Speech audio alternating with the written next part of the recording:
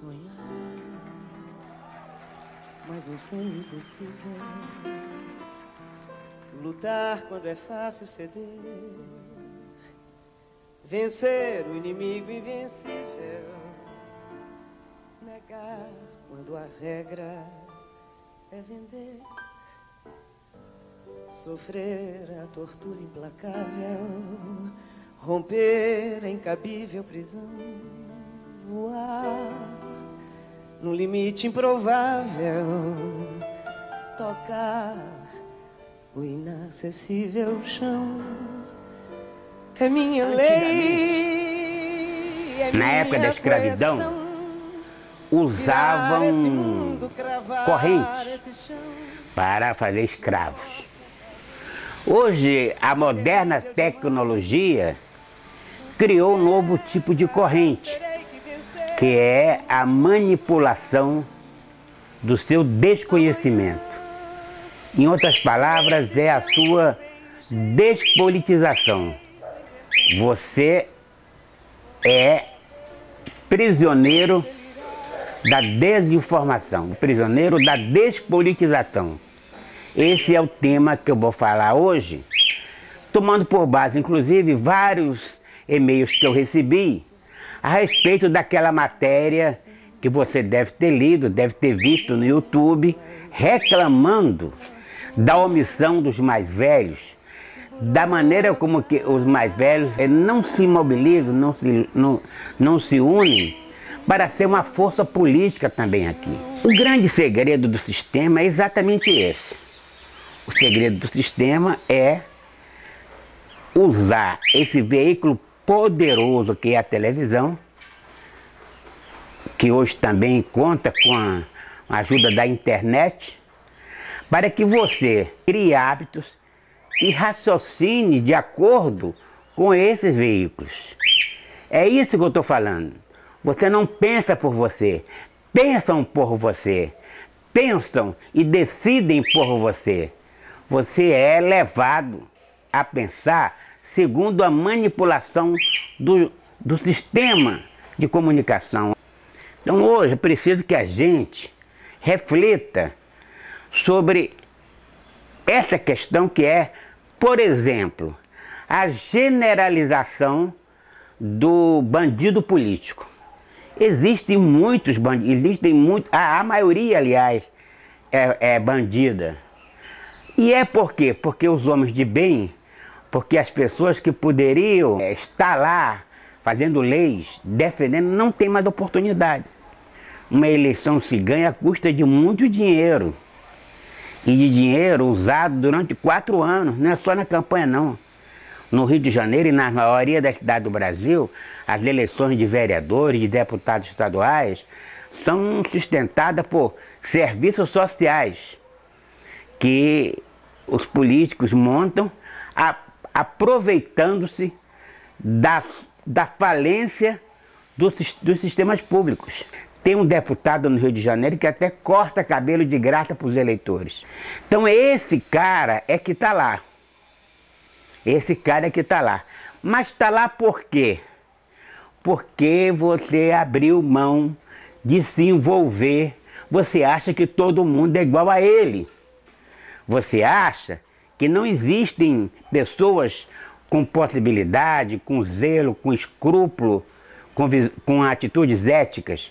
Você mede o Congresso, mede a administração pública exatamente pelos que estão lá e não pela possibilidade que todos nós temos de fazer uma revolução pelo voto. Coisa que eu imaginava que ia acontecer quando houve a chamada redemocratização, quando abrimos para todos, até o analfabeto hoje pode votar. E às vezes não é o analfabeto que é o grande vilão da história, é o analfabeto político. E esse analfabeto político está espalhado inclusive em classes de formação universitária. O cara se orgulha de ser um analfabeto político, como já dizia Bertold Brecht. Ele se orgulha de não estar interessado em nada, ele acha que não tem nada a ver com tudo que está acontecendo. Então, hoje, eu queria dar um exemplo. Outro dia eu escrevi sobre impostos, sobre carga de impostos. O meu amigo Eduardo Suai, que é um especialista, foi secretário municipal de Fazenda, fez um estudo mostrando que há uma manipulação também dos números sobre impostos, que se apresenta com imposto aquilo que não é imposto. Então, nós hoje temos que avaliar sobre essa questão. Nós pagamos para ter segurança, para ter saúde, para ter educação, para ter serviços públicos em geral. Nós pagamos segurança particular. Eu moro em Jacarepaguá, num condomínio que paga uma empresa de segurança para nos proteger. Essa que seria uma obrigação do poder público é um dinheiro a mais que eu gasto. É uma espécie de novo imposto que não entra para o cofre público, mas que sai do nosso bolso. E a saúde? 36 milhões de brasileiros pagam plano de saúde. Então, o que nós temos aí? Você tem uma contribuição em impostos estaduais, municipais e federais com destinação à saúde pública, e a saúde pública não se resolve, porque há interesse em que a saúde pública não se resolva para favorecer um sistema de saúde privado. Para você ter uma ideia, naquela relação da Forbes, em que o Eike Batista aparece entre os maiorais do mundo, quando você pega os brasileiros, tem, entre os maiorais brasileiros, os mais ricos, tem pessoas do Bradesco, do Itaú e o dono da Amil. Está entre os homens bilionários, trilionários do Brasil. O plano de saúde funciona da seguinte forma: paga mal aos médicos e cobra muito de você, sobretudo no caso nosso, que temos mais de 60 anos, a gente paga o que não pode, porque a gente não tem mais confiança no sistema público de saúde, que é uma pena. Plano de saúde. A pessoa quer ir a um especialista, aí liga e marca, sabe para quando? Para daqui a um mês. Você tem um plano que, além do mais, ele é milimetricamente calculado para que você use pouco. Porque cada vez que você usa, o plano paga o médico. Paga mal, mas paga o médico. E ele faz um esforço para ganhar muito. Esse que é o problema. E isso é o quê? É o imposto paralelo que nós pagamos na área da saúde. E na educação? Na educação hoje, quem pode põe seu filho em escola particular. E o governo já reconheceu a falência da educação na medida em que está canalizando recursos para bolsas de escolas particulares, fazendo renúncias fiscais, no lugar de aplicar na melhoria da qualidade do ensino público, está jogando você através de programas de bolsas, agora extensivos até o nível médio. É uma situação que decorre, sobretudo, da falta de politização, o desinteresse. Nesse artigo que eu escrevi, várias pessoas perguntaram por que nós não queremos um partido dos aposentados.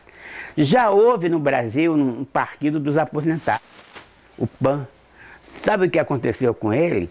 Numa manobra em busca daquele negócio do dinheiro do fundo partidário, o PTB do senhor Roberto Jefferson incorporou o PAN para juntar mais votos e ter direito aos 5% da votação para ter direito ao fundo partidário. E acabaram com o PAN.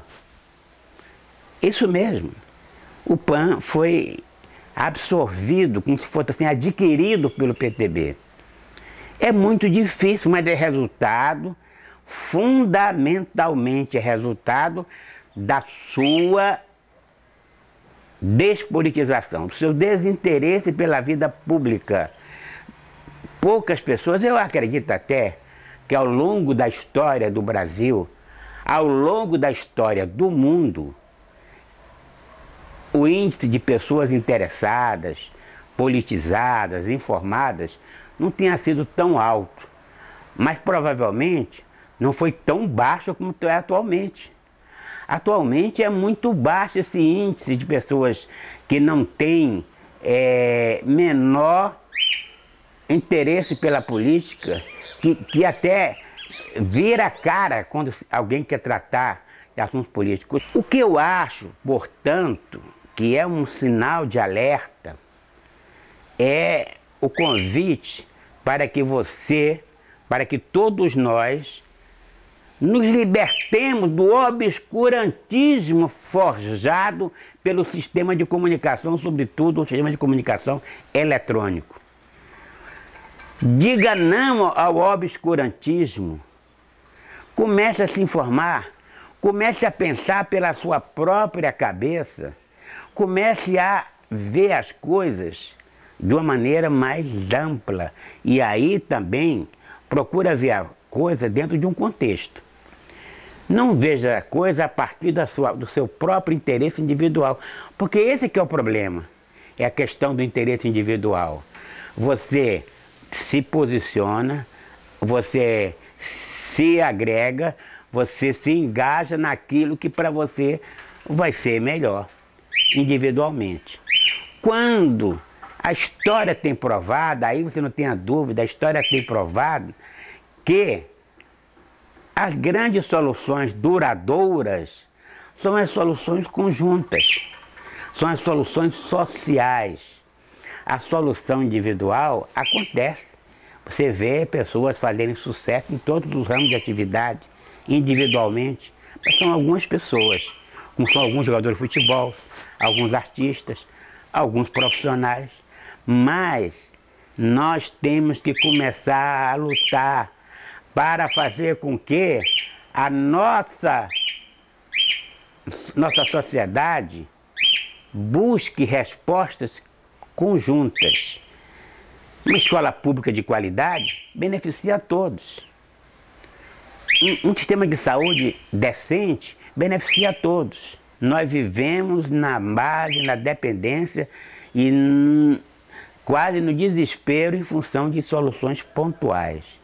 Soluções que acontecem exatamente porque nós não nos politizamos.